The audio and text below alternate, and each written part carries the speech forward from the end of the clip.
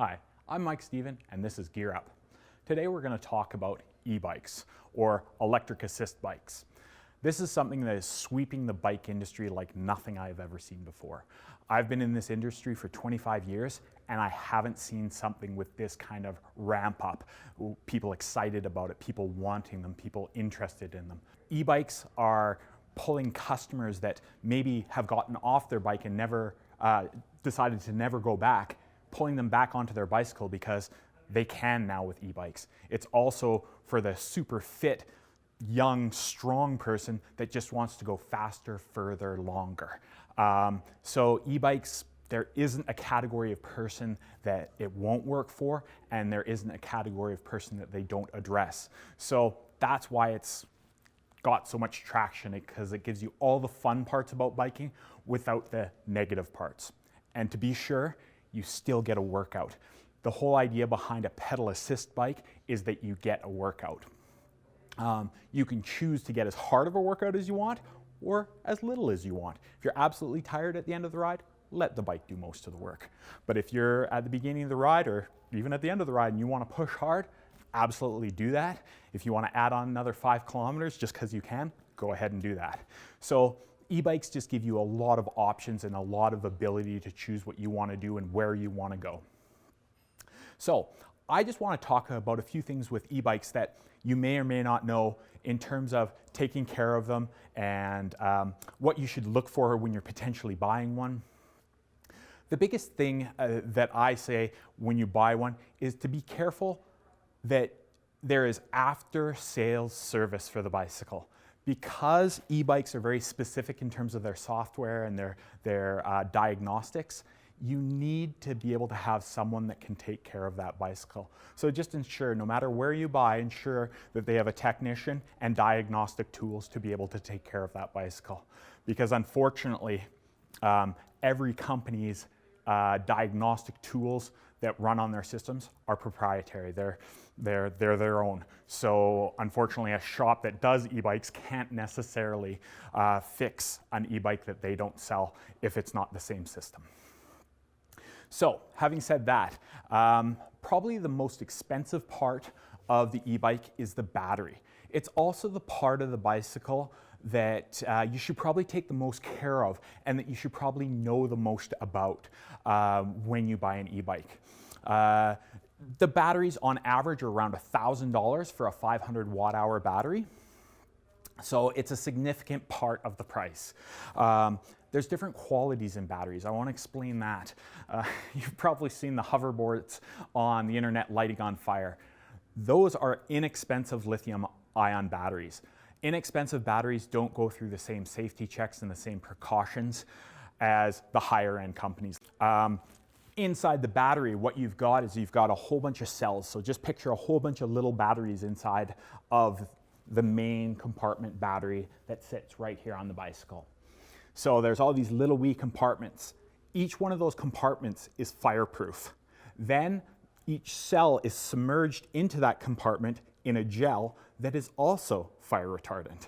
Then it is sealed in an aluminum case, so no oxygen can get in there. Again, improving the fire retardancy. And then finally, it's wrapped in its cosmetic wrap and its ability to attach onto the bike. So batteries are very important. One of the biggest questions we get about batteries is, how long will it last? How far can I go? It's very similar to asking how far a car can go on a tank of fuel. It depends on whether you're riding up steep hills, how heavy the cargo is on the bicycle, whether the wind is at your back or in front of you, whether you're in rough terrain or smooth terrain. So all these things factor how far the battery goes. But let me explain it this way. I have yet to run my battery completely out of juice. I've gone for up to a 3-hour ride on a mountain bike and I have come home with a quarter of my battery left. And that's a 500 watt-hour battery. So the watt hours is kind of like your range or your fuel tank on an e-bike. So if you take your watt hours of battery and find out how big your motor is, that will explain your range, how far you can go. Most companies are saying with these 500 watt-hour batteries about 110 kilometers. So you can see they've got a pretty significant range. If you're doing none of the work and just letting the bike do all the work, obviously that's going to drop considerably. But that gives you an idea. The other thing about batteries that people often ask is, how long do the batteries last? Because it is an expensive component of the bike, how long do they last? How long can I expect to get out of that battery?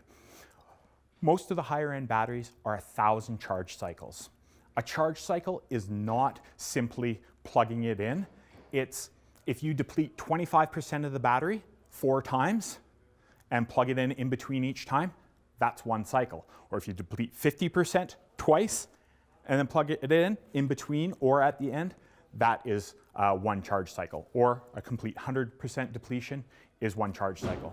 So if you look at where we are in the East Kootenays, man, we ride roughly half the season. So say, absolute best case scenario, you ride 150 days. So that means that you ride pretty much every day that you can. So if you ride 150 days, you do the math on 1,000 charge cycles. It's going to last you quite a long period of time. For your absolutely avid cyclist, ballpark of 5 years. To somebody that's riding 2 to 3 times a week, you're probably looking at 10 years plus before you hit that 1,000 cycles. The last piece of information I'll give you about this is that the 1,000 cycles, after that, it's not like the battery is dead. The battery drops down to 80% performance. So you've only lost some range. It still has the same output because that's the motor doing that. It's just lost 20% of its range. So all of a sudden on that ride where I had a quarter left, I would have only had 5% of my battery left, for example. So the batteries are quite resilient. But that brings me to care of the battery. Taking care of your battery is very important on e-bikes. Batteries don't like to be dropped, for one. Batteries don't like to be in extremely hot conditions, backseat of your car on a blazing hot day. Batteries also don't like to be in cold temperatures. Store your battery indoor, even if you're riding it in the winter, store it indoor and start from indoor, basically start from it being stored indoor, because the battery generates heat as it powers the motor and will keep the battery at a good temperature even in our Canadian winters here. The other thing about batteries is, when should I charge them? How far should I deplete them? What should I do for storage? Let's go over that real quickly. The best and optimal place to store a battery, if you're storing it for a month or longer, is at a 70% charge. So 70% of the battery is full, 30% is empty. That's the optimal place to store a battery. A lot of chargers won't give you the option of doing what I call at least a smart charge, and that's charging exactly that 70%. So you can gauge it on your lights or your heads-up display. To tell you the truth, I honestly charge mine up to 100%. That's, if you're not going to charge it to 70%, just charge it to 100%, and then you can put it to bed. Every month to month and a half, you should top it up to either the 70% or the 100%. You shouldn't let it fall way down. The worst thing that you can do for a battery is to deplete it and then leave it. So if you deplete the battery and then leave it for an extended period of time, that can kill the battery in one time. It's not guaranteed to do that, but there's a very good chance that you're going to lose your battery doing that once. So that's the biggest thing not to do. Don't go for a big ride where you've emptied the battery completely and then put it away for the winter time. That is going to kill your battery. So those are the big things with lithium-ion batteries. There is some other stuff that in the owner's manual, a lot of times in bicycle owner manuals, I say there's not a lot of great information. In e-bikes, read the battery portion. Every single company that deals with e-bikes should have a portion of their manual on batteries, and read that portion. It's very important because there's more things than I've just briefly gone over there. The other neat thing about the battery is that you can actually pull the battery off the bicycle. So it's kind of a unique thing for me to say, or a new thing for me to say. I hand a customer their keys when they buy a bicycle, and that's to unlock the battery. So this battery comes off quite simply like that. So if you want to take the battery in with you to work, or you want to take the battery up to your apartment and charge it and leave the main bike downstairs, you can do stuff like that. The batteries are powerful. That's why I talked about the safety features on a battery. Make sure that you get a good quality battery. It's very important, not just for the bike's sake, but wherever you're charging that bicycle, or wherever you're leaving that battery, these things have a ton of power in them. If they decide to unload, they create a tremendous amount of heat and they cause fires. So be careful with batteries. Having said that, I've never had an issue with a battery. I've ran e-bikes now for 4 years and I've never had a problem with a battery. Other than that, people ask all the time, how do you charge these guys? Well, there's a charging port that usually sits right on the battery. And quite simply, you just open the charging port and plug the charger in. So one end is plugged into your wall at your house, the other end is plugged into the battery. So it's as simple as riding your bike into your shop or into your garage, plugging it into the wall and letting it charge. They also say that you should leave the battery unplugged when it's not charging. That's what the manufacturers say for sure, 100% of the time. But I've checked with manufacturers and asked them about, is the charger basically a trickle charger? And they have said yes, it basically is a trickle charger. So you can leave the battery on there for periods of time. It's not recommended, and I'm not recommending it, but it can be done and it probably will not hurt the battery. And I've done it quite often and never hurt the battery. I've left mine plugged in over the whole winter. I'm not saying to do that, but I haven't had problems with it. You know what, I hope that demystifies a little bit about e-bikes and a little bit about the care of e-bikes and how to decide what to purchase and potentially decide which e-bike would make the most sense for you, which motor, which battery, and which bicycle type. Because quite simply, there's anywhere from road bikes all the way to downhill mountain bikes and everything in between. So every kind of bike that you can imagine in analog or without e-power is available in e-power these days from one manufacturer or another. Thanks for watching. This has been another episode of Gear Up.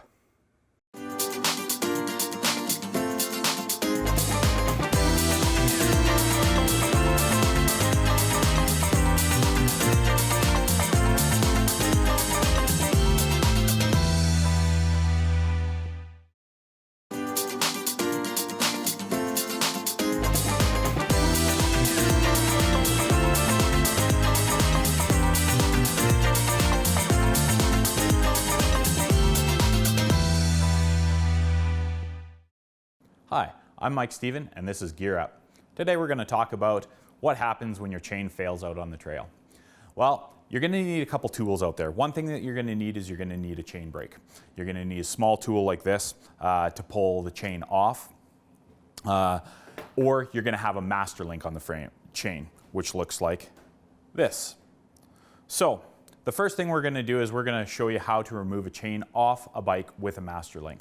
We're going to come over to this bike. One of the first things that you're going to do is you're going to shift down into this very bottom gear. The reason why is it's easiest to take the chain off and put the chain back on with the least amount of tension on the chain, which means the smallest gear. So we're going to shift it down into that gear. The next thing we're going to do is we're going to locate the master link.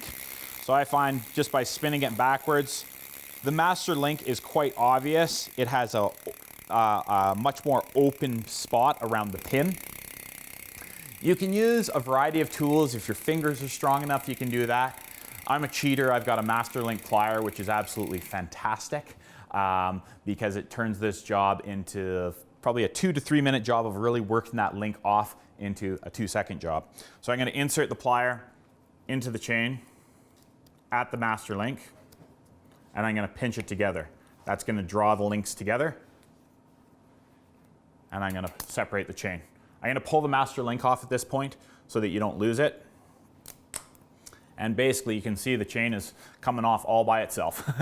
So just feed it off as if you're riding right through the derailleur. It's going to come over the top, and here it is. So now you've got your chain off the bike. The most common problems with a chain are a kinked link. So you've shifted too aggressively and it's bound and created a kinked link. If you look at this chunk of chain is not moving smoothly. It's got some problems. So I've got a damaged link here that we're going to show you how to remove and how to get you back onto the trail.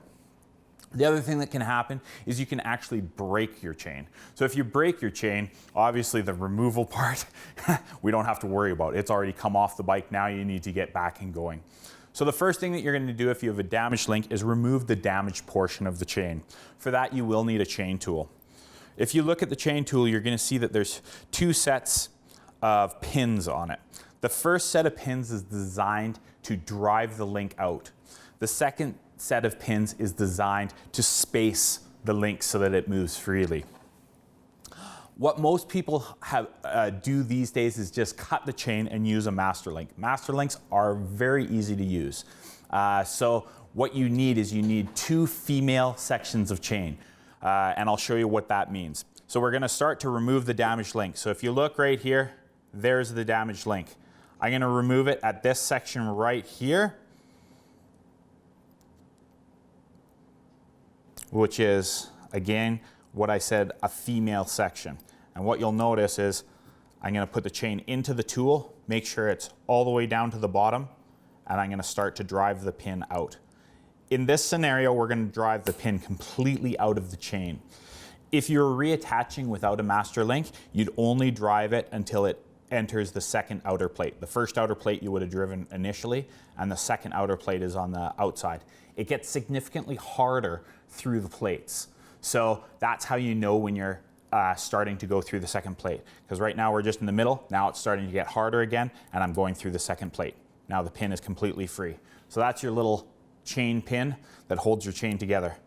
So now I spoke about a female link. The female link looks like this. So it's just a piece like that. The male link would have the plates on the outside. So now we're going to go again back to another female link, the closest one that we can that isn't damaged. And it looks like this one is still fine. So we're going to drive this pin out. Again, settling it right down into the chain tool, pushing it right to the bottom, making sure that the pin lines up squarely in the center. And it takes a little bit of force to get through the first side. And then you can feel it drive through the center where there's virtually no force. And then once you start to engage that second plate, and what you do, I'll show you real quickly, what you do if you weren't using a master link is you'd back it out right now and you'd actually break the chain apart. So the pin is still in the chain, allowing you to use that and attach that to another female section like so. Then you drive the pin back through. But we're going to show a master link, and this is the damaged section, so we're going to take that out. So that's the damaged piece of the chain. So in total, we've lost about 3 links of chain here. So that's going to go into the garbage. So you're going to throw that in your Camelback to bring back home. And it's quite simple. You add one piece of the master link into the front plate, one into the rear. You take it and you clip it together. You're going to see that there's a hole that it goes together where it's too short, and then you're going to pull it into place. A lot of times you won't be able to pull it with just your fingers, but you can use the drivetrain to actually pull it into place. And I'll show you that when I reinstall this chain onto the bike there. But that now you have a piece of chain that's working properly. The damaged little chunk is cut out. A lot of times people will say, well, you're missing a piece of your bike. Is that going to be a problem? Well, if your chain is really tight to start out with, you may not be able to get into your top gear, your biggest gear in the back. The reason being is that you're missing some chain. But the derailleur, which is this piece of the bike over here, is designed to suck slop out of the chain. So if you look at how much range of movement this has, the chain usually can afford to lose 2 to 3 links and work perfectly. So we're going to reinstall the chain at this point. I find the easiest way to do it is do the hard part first. And the hard part is the back. If you remember, we shifted down into the easiest gear on this bicycle. Or sorry, the hardest gear, which is the smallest gear. So we shifted down there. And the reason why that's important is because it's got the least amount of slack in the chain, and also you know where the chain is in reference with the derailleur, so it makes it a lot easier to put back on. So as we feed this through, we're going to go around the wheel, then we're going to go around the first guide pulley. And then what I find easiest to do at this point is to flip the chain down and let gravity let the chain fall down. I don't know how well you can see that, but gravity is kind of letting the chain fall down. I'm having to hold it because there's obviously a whole bunch of chain here. At this point, I'm just going to rest this up onto the front. You know what? I'm not going to worry about that right now. Continue to feed it around the second pulley wheel. And you can even keep it off to the side. It'll give you a little bit more chain. Now you've got to add that master link back into the system. So I'm going to grab my master link. Just like we did on that small chunk, you're going to put one plate facing in, one plate facing out. So I'll put the second one facing out. And you're going to take the chain and join it. You're going to make sure that you push hard enough together that the pins are inside of the master link and clipping inside. So you can see the way it's not fully closed. And I don't know if you remember, I said that you can do it by cranking on the chain. I'm going to show you how that's done. The master link's down here at this point in time. I'm going to put it up onto the chain ring. Let's hope we have better luck now. There we go. We have better luck when we're focused on it. Now what I'm going to do is I'm going to take the master link, which is positioned here. I'm going to spin it around to the top. You can see the way it's not fully joined, so it's having some problems getting around that chain wheel, but it gets around it. And then all you do is you take your hand, you hold the rear wheel, and you pedal forward. Now you heard it click into place. That's probably the easiest way to put the master link or retension the master link. Now the chain is working perfectly and you're back on the trail to finish off your ride. You know what? There's a lot of little simple things that you can do to make sure that you have fun out there on your bike and you can take care of yourself out there on your bike. Pop into your local bike shop. They'll show you the tools that you'll need to repair a chain, repair a flat, the simple things that might happen to you out on a trail ride. And then that way you can fix, repair, and continue on with the ride versus having to bail on your ride. You know what? This has been another episode of Gear Up. Thanks for watching.